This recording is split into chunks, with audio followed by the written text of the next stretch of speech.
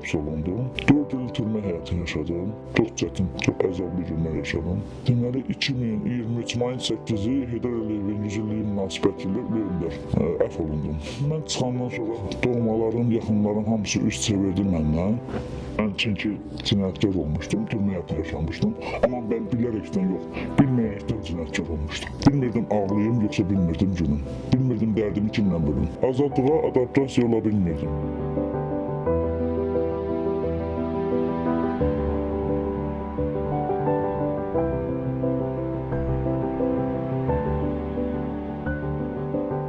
Sosial reabilitasiya xidmətinə əsasən Sosial Xidmətlər Agentliyinin psixoloqları tərəfindən ilkin psixososial yardım xidməti göstərilib.